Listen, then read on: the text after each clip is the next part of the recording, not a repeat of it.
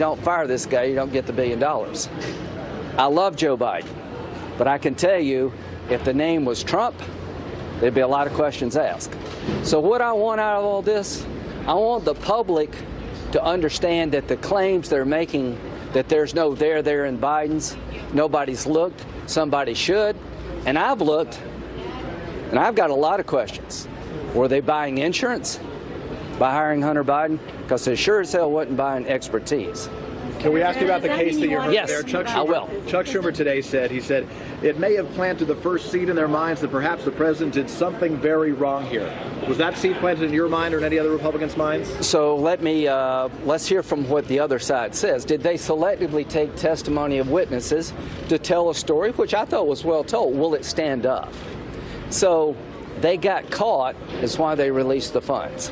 The problem with cases like this is all of us are involved in this issue. So when they froze funds to the Ukraine, I was convinced by people at the Department of Defense that one of the reasons we want to take a time out is we've got a newly elected president we don't know anything about. I was told that by DOD. Now, as you fast forward, they're making the argument that Donald Trump's temporary freeze of funds caused the Ukrainian army to collapse and people die. Nothing could be further from the truth. They got more aid from the Trump administration, the Obama administration, and when you look at what people were saying on the ground, they had capability they never had before. So on September the 10th or the 11th, I called the White House and said, I'm okay with this guy. I'm going to vote with Durbin at the Appropriations Committee to make sure the aid flows for the rest of 2019. Rob Portman called the same day. It's pretty clear to me that when Rob called and I was going to join forces with Durbin, they were going to lose a vote. Now that's a theory of why the aid was released that I know about that you didn't hear. So the point is, let's see what the other side says, then we'll make our decision about what the president actually did or didn't do. Now you asked me about why I laughed, when the president saw the video. If he thought he was doing something wrong, he would probably shut up about it. In October, he's saying somebody needs to be looking at the Bidens. He told me that yesterday. The president believes that what happened in the Ukraine with the Bidens was inappropriate. Now, whether or not that will withstand scrutiny, I don't know. The president believes that the Ukraine interfered in our election. I can tell you without any doubt, it was the Russians who hacked into the DNC.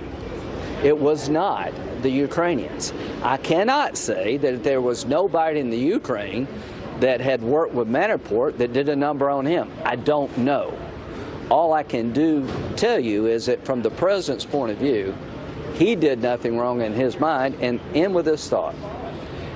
If you're in a prior administration, does that mean no one can ever look at you? If you're going to be a potential opponent, does that mean your family can do anything? I don't buy that as a construct. What is the context? Do you want to push to hear Hunter Biden? Do you want to push to hear Joe Biden? Here's what I want. I'm going to make my vote based on the evidence assembled. I have said consistently I'm not going to grant witness requests by the defense. They could have called all of these people if they'd wanted them in the House.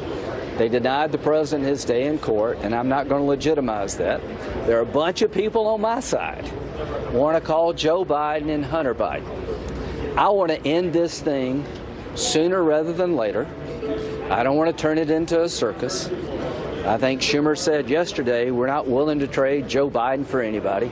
I think I know why. I want the American people to pick the next president, not me. And so what I think is the best thing to happen is to have oversight of Ukrainian potential misconduct and move on to the election.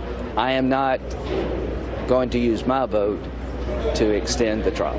Republicans have said they heard nothing new. Republicans have said they heard nothing new in the opening argument. Well, so why not allow for new information, new evidence, and witnesses?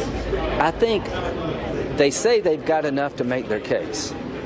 So hearing from John Bolton, this national security advisor of the president, they chose not to seek him. I would argue that if I were president and you wanted to call my national security advisor, I would be probably invoke privilege.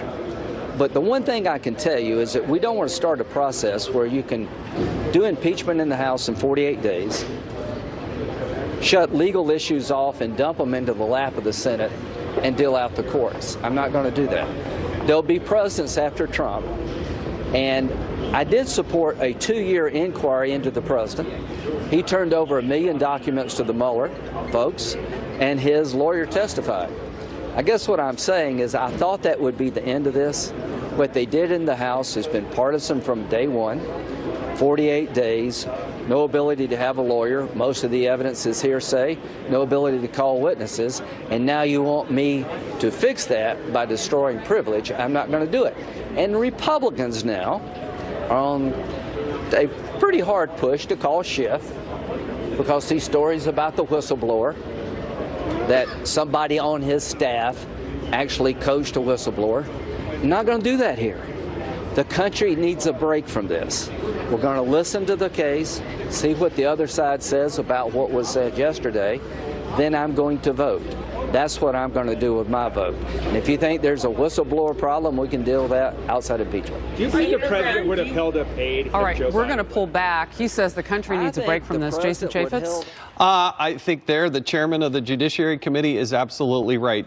The obligation of the Senate is to listen to the case that was put together in the House of Representatives